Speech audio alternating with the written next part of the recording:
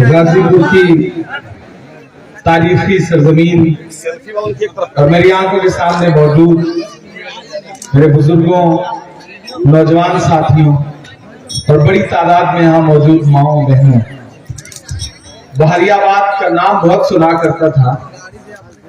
और कल जब पार्टी ने मुझे बताया कि जखनिया विधानसभा जाना है तो शाम तक तो ये था कि हेलीकॉप्टर से जाना है, फिर पता चला कि मोदी जी आ रहे हैं तो परमिशन नहीं मिल रहा है लैंडिंग का, इसलिए मुझे लगा प्रोग्राम कैंसिल हो जाएगा। फिर मुझसे पार्टी ने कहा कि काफी दूर है, आप हेलीकॉप्टर नहीं हो पा रहा है, क्या करेंगे। मैंने कहा गाजीपुर जाने का मौका है, उस सरजमीन की धूल को पलकों से लगाना है, पैदल भी जाना पड़े तो जाऊंगा, मैं जरूर जाऊंगा, मैं हो जाऊंगा वहां पर। मैं आपके बीच हाजिर हूं, देर से आया उसके लिए माफी चाहूंगा, क्योंकि इससे पहले कराकत में जनसभा थी तो वहां बात में अमित शाह जी आ रहे थे, तो इस वजह से प्रोग्राम का जो हमारा परमिशन था टाइम का उसको कैंसिल करके आगे बढ़ाया गया। तो मुझे ऐसा लगा कि अमित शाह जी और नरेंद्र मोदी जी ने सोच लिया है जहां जहां मैं जाऊंगा वहां वो जाएंगे और डिस्कस करते रहेंगे, लेकिन मैंने भी सोच लिया है वो जहां जहां जाएंगे मैं उनका पीछा करता रहूंगा, उन्हें छोड़ूंगा नहीं। और लगातार पिछले 5 साल में, पिछले 7 साल में उत्तर प्रदेश ही नहीं बल्कि पूरे देश में जो नफरत और महंगाई का माहौल खड़ा किया है भारतीय जनता पार्टी की सरकार ने, उसके खिलाफ बात करने की आवश्यकता है, जरूरत है। यहाँ बड़ी तादाद में गांव के लोग बैठे हैं। कीमत तो बहुत बढ़ गई शहरों में धान की, कीमत तो बहुत बढ़ गई शहरों में धान की, लेकिन विदा न हो सकी बेटी किसान की। कीमत तो बहुत बढ़ गई शहरों में धान की, लेकिन विदा न हो सकी बेटी किसान की। मौका मिला तो लोगों ने कुर्सी के वास्ते तस्वीर ही बिगाड़ दी हिंदुस्तान की।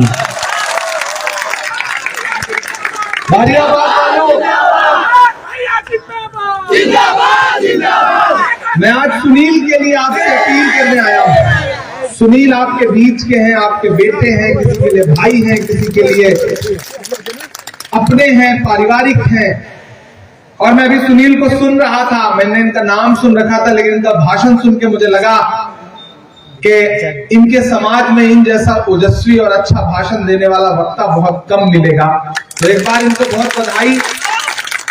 और सुनील ने जो संघर्ष किया है वो आप सारे लोगों के सामने। प्रियंका जी ने इन पे भरोसा जताया, राहुल गांधी जी ने इन पे भरोसा जताया, कांग्रेस पार्टी ने इन्हें यहाँ का प्रत्याशी बनाया है। और मुझसे प्रियंका जी ने कहा कि इमरान आप जाओ, सुनील बहुत अच्छा चुनाव लड़ रहे हैं और जा करके अपने लोगों से अपील करो। अगर जखनिया में लोगों ने एकजुट होकर के ये मन बना लिया कि सुनील को जिताना है, तो सुनील बिल्कुल जीत के मुहाने पर खड़े हैं। अगर आप भी जाओगे तो उनके जीतने में मदद मिलेगी। मैं हाजिर हो गया हूं, तकरीबन 4 घंटे 3.5 घंटे विलंब से हूं, और आप जिस धूप में यहां बैठे हैं उस मौजूदगी को सलाम करता हूं। नया पाने की चाहत में पुराना छूट जाता है, तुझे अपनाऊं तो मुझसे जमाना रूठ जाता है। मोहब्बत पढ़ने लिखने में बहुत आसान है, लेकिन मोहब्बत को निभाने में पसीना छूट जाता है। आप धूप में बैठे हैं, मैं आपकी इस मौजूदगी को सलाम कर रहा हूं। धीरे धीरे साया आता जा रहा है, इसी तरह से धीरे धीरे उत्तर प्रदेश से जुल्म सितम मिटने वाला है और मोहब्बत और एकजुटता का साया आने जा रहा है। उत्तर प्रदेश के चुनाव में एक नैरेटिव बनाया गया है कि चुनाव भाजपा वर्सेस समाजवादी है, लेकिन मैं जखनिया की सरजमीन पे खड़ा होकर के पूरी जिम्मेदारी से कह रहा हूं कि इस विधानसभा में सीधे लड़ाई Bharatiya Janata party versus Congress party है। अब आपको यह फैसला करना है कि मौजूदा सरकार ने 5 साल में जो अहंकार दिखाया है, जो महंगाई दी है आपको तोहफे में, जो आपस में लड़ाने के लिए नफरत दी है, आप उससे नाराज हैं या नहीं? आप उसके खिलाफ वोट करने जा रहे हैं या नहीं? मैं पूरी जिम्मेदारी से कह रहा हूं कि पिछले 5 साल में भाजपा ने उत्तर प्रदेश को नफरत और महंगाई के अलावा कुछ नहीं दिया। वो डीजल पेट्रोल जो 58 रुपए और 65 रुपए लीटर था, आज 100 रुपए के पार पहुंच गया है। और इंतजार करिए, 7 तारीख को चुनाव संपन्न होने दीजिए। मोदी जी इंतजार कर रहे हैं, कम से कम 10 रुपए पर लीटर बढ़ाने जा रहे हैं रेट। ये सारे चैनलों में चलने लगा है। तो इसलिए अगर आपको लगता है कि 65 रुपए और 58 रुपए वाला डीजल पेट्रोल 100 रुपए के पास पहुंच गया है, सरकार ने आपकी जेब लूटने का काम किया है, तो आपको उसके खिलाफ वोट करना है। वो रसोई गैस जो 400 की थी आज 1000 रुपए के पार पहुंच गई। यहां माएं बहनें बैठी हैं, आप सुबह जब रसोई में सब्जी बनाने के लिए कढ़ाई में सरसों का तेल डालती हैं तो उसके साथ आंसू भी गिरता है, क्योंकि जो तेल 70 रुपए में था वो 200 रुपए के पार पहुंच गया। क्या कह के आए थे कि बहुत हुई महंगाई की मार, अब की बार भाजपा सरकार। क्या महंगा नहीं कर दिया? सब्जियां महंगी हो गई, अनाज महंगे हो गए, डीजल पेट्रोल महंगा हो गया, तेल महंगा हो गया, सरसों का तेल महंगा हो गया। और अहंकार की बातें यह है कि योगी बाबा पूरे प्रदेश में घूम के कह रहे हैं कि हम 5 किलो राशन फ्री देंगे। उत्तर प्रदेश वालों, मैं गाजीपुर की जमीन पे खड़ा हूं, ये धरती वीरों की धरती है, अब्दुल हमीद की धरती है। मैं तो योगी जी से कहना चाहता हूं कि आप 5 किलो राशन की भीख मत दीजिए, आप बस ये बताइए कि आपके छोड़े गए आवारा पशुओं ने जो हजारों बीघा फसलें चर ली है उसका मुआवजा कौन देगा, ये बताइए। लोग रात में घरों में कम सो रहे हैं, खेतों की रखवाली में ज्यादा सोना पड़ रहा है कि नहीं पड़ रहा है? क्योंकि योगी बाबा के छोड़े गए आवारा पशु पूरे उत्तर प्रदेश को चारागाह समझ के चल रहे हैं। सिर्फ खेत ही नहीं चल रहे हैं, शहरों में भी सड़कों पर, हाईवे पर आवारा जानवर घूम रहे हैं, एक्सीडेंट हो रहे हैं, लोग मारे जा रहे हैं। लेकिन सरकार पूरे अहंकार में है, उसको लगता है कि उसके अहंकार और धर्म और जाति और मजहब के नाम पे बोया गया बीज, आप उसी के जाल में फंसे रहेंगे। लेकिन इस सुरक्षित विधानसभा में इस समीकरण ऐसा है इस सीट का कि सुनील का समाज सुनील के साथ है। और मुझे खुशी हो रही है कि यहां सारे समाज के लोग बैठे हैं, सर्व समाज के लोग इस भीड़ में दिखाई पड़ रहे हैं। सुनील, ये आपकी सबसे बड़ी कामयाबी है कि आपको किसी एक धर्म एक जाति का वोट नहीं बल्कि सारे समाज के लोगों का वोट मिल रहा है। सारे समाज के लोग यहां बैठे हैं। तो मैं आपसे अपील करने आया हूं कि चूंकि प्रियंका जी ने आपके लिए लड़ाई लड़ी है, कांग्रेस ने पिछले 5 साल में आपके लिए लड़ाई लड़ी है। मैं बहरियाबाद में खड़ा हूं, आपने थोक के भाव पिछले 25 साल से समाजवादी को वोट दिया है, बसपा को वोट दिया है। लेकिन अगर मैं ये पूछूं कि पिछले 5 साल में जब सबसे ज्यादा जुल्म और सितम आप पर किए जा रहे थे, आपकी नस्लों पर किए जा रहे थे, तो अखिलेश जी कहां थे, बहन जी कहां थी? अगर मैं सवाल पूछूं कि जब जामिया में निहत्थी बच्चियों पर लाठी बरसाई जा रही थी, जब जामिया की लाइब्रेरी को आंसू गैस के गोलों से भर दिया गया था, तो मैं इंतजार कर रहा था कि अखिलेश जी आएंगे, बहन जी आएंगे, लेकिन अफसोस दोनों नहीं आए। कौन खड़ा हुआ? राहुल गांधी खड़े हुए, प्रियंका गांधी खड़ी हुई। हाथरस में जब दलित बिटिया के साथ बलात्कार किया सामंतवादियों ने, और बलात्कार के बाद अस्पताल में उसने दम तोड़ दिया, तो योगी सरकार के इशारे पर पुलिस ने रात के 2 बजे जबरन उसकी लाश जला दी, परिवार की मर्जी के बगैर। मैं इंतजार कर रहा था कि बहन जी आएंगी, अखिलेश जी आएंगे, लेकिन अफसोस दोनों लोग नहीं आए। फिर एक सुबह हम सब ने देखा कि राहुल जी और प्रियंका जी दिल्ली से निकले, मैं साथ मौजूद था। यमुना एक्सप्रेसवे पर गाड़ियां रोक ली पुलिस ने और राहुल जी से यह कहा कि आपकी गाड़ियां आगे नहीं जा सकती। राहुल गांधी ने कहा कि आप हमारी गाड़ियां रोक सकते हैं, हमारा हौसला नहीं रोक सकते। आज 28 डिग्री टेम्परेचर था, उस दिन 44 डिग्री टेम्परेचर था, मैं साथ में था। राहुल जी ने गाड़ियां छोड़ी और अपने तमाम साथियों से कहा कि चलो हाथरस पैदल चलेंगे। यमुना एक्सप्रेस वे पर 17 किलोमीटर पैदल चलते रहे राहुल गांधी जी, मैं साथ में पैदल चल रहा था। इसलिए मैं चश्मदीद गवाह था उन लम्हों का। मेरे भाई, कांग्रेस आपके मुद्दों पर लड़ती रही है। याद करिए कि जब नरेंद्र मोदी जी अपने उद्योगपति दोस्तों के लिए कृषि कानून लेकर के आए तो पंजाब से ट्रैक्टर चला करके राहुल गांधी जी ने देश को संदेशा दिया कि ट्रैक्टरों से सिर्फ खेत नहीं जोते जाते, तानाशाही सरकारों के गुरूर भी जोते जाते हैं, अहंकार भी जोते जाते हैं। जब लखीमपुर में किसानों को कुचल दिया एक पगलाए हुए मंत्री के बेटे ने भाजपा के, तो कोई नहीं खड़ा हुआ। अखिलेश जी अपने घर के बाहर निकल के धरने पे बैठे, बहन जी तो निकली ही नहीं। लेकिन आप सबने देखा कि प्रियंका गांधी जी लखनऊ से लखीमपुर की सड़कों पर जब चल रही थी तो ऐसा लग रहा था कि इंदिरा गांधी चल रही हैं। वो लगातार डटी रही, लड़ती रही और उस परिवार के लिए संघर्ष करती रही। यहां तमाम मैं बहरियाबाद में खड़ा हूं। आप याद करिए कि दिल्ली की पगलाई हुई सरकार, लखनऊ की पगलाई हुई सरकार कह रही थी कि कागज दिखाओगे तब माने जाओगे कि आप हिंदुस्तानी हो या नहीं हो, और आप अलग ऐलान कह रहे थे कि फिरौन की है, नमरूद की है, फूलों से जंग बारूद की है, इस बार तो डरना नामुमकिन, इस बार तो बात वजूद की है। आप लड़ रहे थे और फिर एक सुबह आपने ये भी देखा कि इसी सरकार के इशारे पे 21 से ज्यादा नौजवानों के सीनों पे सीधे गोलियां मार के उन्हें शहीद किया गया। मैं इंतजार कर रहा था कि पिछले 25 साल से वोट लेने वाले अखिलेश जी निकलेंगे, बहन जी निकलेंगे, लेकिन अफसोस कोई नहीं निकला। बिजनौर से लेकर के, रामपुर से लेकर के, मेरठ से लेकर, संभल से लेकर के मुजफ्फरनगर तक लाशें बिछी थी, माएं चीख रही थी। फिर अगली सुबह मेरी आंखों ने वो मंजर भी देखा कि बिजनौर में मारे गए अनस और सुलेमान की मां को अपने सीने से लगा करके प्रियंका गांधी वहां पर खड़ी थी।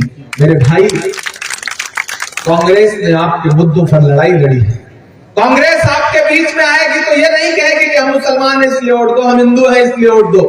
कांग्रेस कहेगी कि हम आपको नौकरी देना चाहते हैं, हम महंगाई कम करना चाहते हैं इसलिए वोट दो हमें। हम धर्म की राजनीति और मजहब की राजनीति से ऊपर उठ करके, जात की राजनीति से ऊपर उठ करके आपके बीच में दामन फैलाने के लिए आए। यहां तमाम बड़े बुजुर्ग बैठे हैं, माएं बैठी हैं, काकियां बैठी हैं, चाचियां बैठी हैं। महान बादशाह सिकंदर ने यूनान फतेह किया। यूनान जीतने के बाद वो जीत का जश्न मनाने शहर की सड़कों पर निकला तो उसने देखा कि सारा शहर जश्न मना रहा है, लेकिन एक फकीर जो है वो पेड़ के नीचे सो रहा है। सिकंदर को गुस्सा आया, सिकंदर उतरा और उस फकीर के पास गया और उसे जोर की एक लात मारी और लात मार के कहा, क्यों रे फकीर, मैंने शहर जीत लिया और तू सो रहा है? तो फकीर ने नींदी आंखों से सिकंदर को देखा और देख करके कहा कि शहर जीतना बादशाह का काम है लेकिन लात मारना गधे का काम है। क्या ईश्वर की दुनिया में इंसानों की इतनी कमी हो गई है जो उसने बादशाह एक गधे के हाथ में सौंप दी? आप बताइए कि 2014 में आपको नोटबंदी वाली लात पड़ी थी या नहीं पड़ी थी? आपने माओ बहनों, आपने चाचियों, आपने गुल्लक में, आटे के डब्बे में, पल्लू में पति से छुपा के, बच्चों से छुपा करके, परिवार से छुपा के कुछ पैसे जोड़ के रखे थे। क्योंकि मेरी माँ भी ऐसे रखती है इसलिए मैं जानता हूं कि ऐसा ही होता है। आटे के डब्बे में पैसा छुपा के रख दिया, गुल्लक में रख दिया, कहीं पल्लू में बांध दिया। लेकिन एक दिन मोदी जी आए टीवी पे, बोले आज से 500 और 1000 का नोट बंद, चलो सब बैंक में जमा करो। आप सबको बैंक की लाइन में लगवाया था या नहीं लगवाया था? सबको लगवाया था। 125 से ज्यादा लोग मरे थे बैंक की लाइन में लगे। क्यों जमा करवाया था? क्योंकि वही पैसा अपने दोस्त अडानी और अंबानी को देना था, आपसे छीन करके। इस देश को सिर्फ 4 लोग चला रहे हैं, 2 बेच रहे हैं, 2 खरीद रहे हैं, चारों गुजरात से हैं।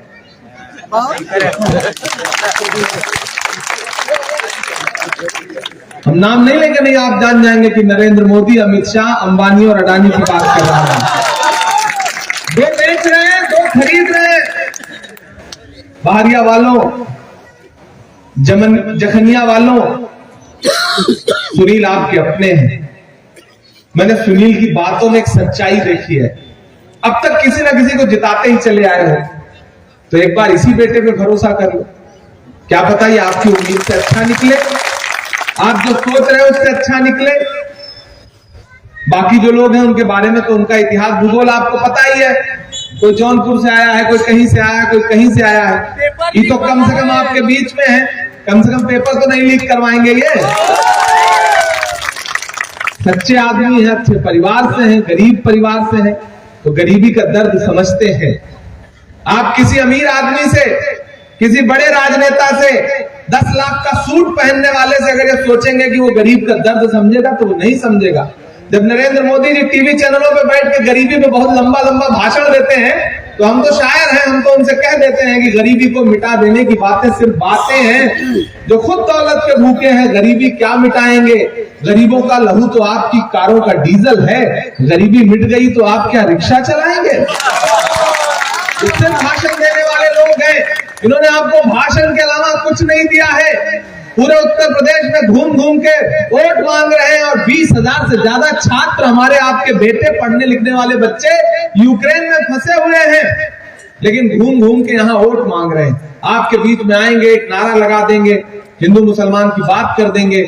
आप सदियों से अड़ोस पड़ोस में रहने वाले लोग एक दूसरे के खिलाफ तलवार खींच लोगे, लाठी उठा लोगे। मेरे भाई, रहना यही है, इसी समाज में रहना है। अगर इमरान के घर में आग लगेगी, इमरान के छप्पर में आग लगेगी और पड़ोस में सुनील रहते हैं तो बाल्टी लेकर के सबसे पहले यही दौड़ेंगे, ना तो मोती बुझाने आएंगे ना कोई बुखारी बुझाने आएंगे। इस चीज को दिमाग में डाल लीजिए और कांग्रेस जो साफ सुथरी राजनीति करती है उस राजनीति का साथ दीजिए। प्रियंका जी आपके लिए लड़ रही हैं, प्रियंका जी आपके लिए संघर्ष कर रही हैं। जिस तरह से वो चारों तरफ नारा दे रही है कि लड़की हूं, लड़ सकती हूं, 40% महिलाओं को टिकट दिया है उन्होंने, अपने आप में बहुत बड़ी बात है ये। यहाँ माएं बहनें बैठी है, इसलिए मैं विशेष तौर से बता रहा हूं कि वो महिलाओं को लेकर के इतना ज्यादा संवेदनशील है कि वो कहती है मैं पूरे समाज का खाका बदल के रख दूंगी। 40% महिलाओं को टिकट दिया। प्रियंका जी महिलाओं को आगे लाना चाहती हैं, उनके संघर्ष को सराह रही हैं, सलाम कर रही हैं। लेकिन भाजपा कैसा हिंदुस्तान बनाना चाहती है कि कर्नाटक में एक बिटिया हिजाब पहनकर कॉलेज चली गई तो सैकड़ों गुंडे घेर के नारा लगा रहे थे ताकि वो बेटी डर जाए और घर में बैठ जाए, पढ़ने ना आए। यहाँ चाचियां बैठी हैं, 50-50 साल उम्र होगी, लेकिन सर पे पल्लू रखा हुआ है, क्योंकि ये हमारे आपके परिवार के संस्कार हैं कि परिवार में अपने से बड़ा कोई दिख जाए तो 60 साल की भी काकी होंगी तो सर पे पल्लू रख लेंगी, घूंघट थोड़ा सा कर लेंगी, क्योंकि ये हमारे आपके परिवार के संस्कार हैं। तो अगर किसी ने हिजाब पहन लिया तो कौन सी गलती कर दी? लेकिन भाजपा कहती है कि नहीं, हिजाब नहीं पहनने देंगे। आज उन्हें हिजाब से तकलीफ है, कल आपसे कहेंगे कि सर पे पल्लू नहीं रखने देंगे, परसों सरदार भाइयों से कहेंगे कि पगड़ी नहीं लगाने देंगे, नर्सों ईसाई बहनों से कहेंगे कि तुम्हें स्कार्फ नहीं पहनने देंगे, क्योंकि उन्हें अपनी मर्जी का भारत बनाना है। वो डॉक्टर बाबा साहब भीमराव अंबेडकर के बनाए हुए संविधान से चिढ़ते हैं। इस बात को समझ लीजिए, क्योंकि ये संविधान हमको आपको ताकत देता है, ये संविधान हमको आपको बराबरी का अधिकार देता है, ये लोकतंत्र हमको आपको बराबरी का अधिकार देता है। जिस लोकतंत्र का सपना पंडित नेहरू, महात्मा गांधी और मौलाना आजाद ने देखा था, वो लोकतंत्र, वो जमहूरियत ये ताकत देती है कि जितना नरेंद्र मोदी के वोट की अहमियत है उतना ही सुनील राम के भी वोट की अहमियत है, जितना अनिल अंबानी और मुकेश अंबानी के वोट की अहमियत है उतना ही इमरान प्रतापगढ़ी के भी वोट की अहमियत है। ये संविधान हमें ताकत देता है। लेकिन भाजपा उस संविधान को कुचलना चाहती है, तानाशाही के साथ देश को चलाना चाहती है। लेकिन मैं पूरी जिम्मेदारी से यहां खड़ा होकर कह रहा हूं कि जब तक राहुल गांधी जिंदा है, जब तक सोनिया जी जिंदा है, जब तक प्रियंका गांधी जिंदा है, जब तक गांधी परिवार है, जब तक कांग्रेस पार्टी है, भाजपा की किसी भी तानाशाही को हम चलने नहीं देंगे, हम उसके खिलाफ खड़े रहेंगे। प्रियंका जी ने दलितों के लिए, मुसलमानों के लिए, पिछड़ों के लिए, अगड़ों के लिए, नौजवानों के लिए, सबके लिए आवाज उठाई है। पिछले 4 साल में, 5 साल में संघर्ष किया है। इसलिए मैं आपसे अपील कर रहा हूं कि सुनील को उन्होंने प्रत्याशी बनाया है, बड़ा भरोसा जताया है। हमसे उनकी बात हो रही थी तो उन्होंने बड़े भरोसे से कहा कि इमरान सुनील चुनाव जीत रहे हैं, आप एक बार जाओ, अकलियत के लोगों से भी गुजारिश कर लो, क्योंकि वो पिछले 25 साल से एक पार्टी की ठेकेदारी में है। उनको लगता है कि बस निकाह तो समाजवादी पार्टी से ही हुआ है, इसको तोड़ नहीं सकते।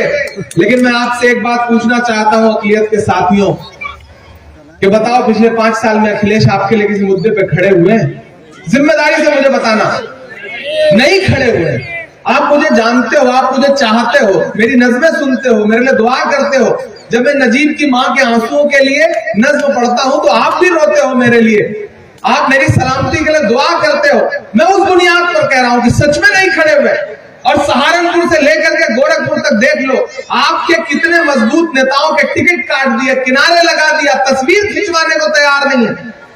लेकिन कांग्रेस पार्टी ने मेरे जैसी एक बेबाक आवाज को, एक बेखौफ आवाज को और आपके लिए मुसलसल बोलने वाली आवाज को सीधे माइनॉरिटी डिपार्टमेंट का राष्ट्रीय अध्यक्ष बना करके बिठा दिया और ये संदेशा दिया कि हम आपकी आवाज से भाग नहीं रहे। मैं आज जखनिया इसलिए भी आया कि हम हो, आप हो, सुनील हो, इमरान हो, हम सब पीड़ित लोग हैं। दशकों से हमारे साथ उत्पीड़न हुआ है, जुल्म हुआ है, हमारी नस्लों के साथ जुल्म सितम हुआ है सत्ता की ताकत के भरोसे। ऐसे में अगर सुनील जैसा व्यक्ति जीतेगा तो ये अपने समाज के लिए कुछ करेगा। 100 गूंगों को जिताने से बेहतर है बोलने वाले आदमी को जिताओ। मैं इसलिए जिंदा हूं कि मैं बोल रहा हूं, दुनिया किसी गूंगे की कहानी नहीं लिखती। मेरे भाई, बहुत नेता होंगे दलित समाज के, बहुत नेता होंगे सुरक्षित सीटों पर लड़ने वाले, लेकिन सुनील से मिलकर यह महसूस हुआ कि अगर ऐसे लोग विधानसभा में पहुंच गए तो दलितों की असली आवाज बनेंगे, सच्चाई वाली आवाज बनेंगे। मैं आपसे अपील कर रहा हूं, आइए, आज समय कम है। हाँ, कुछ शायरी भी सुनानी पड़ेगी, मुझे पता है, बिना सुनाए तो आप जाने नहीं देंगे, ये जाहिर सी बात है। मैं अजान हो गई, मुकम्मल।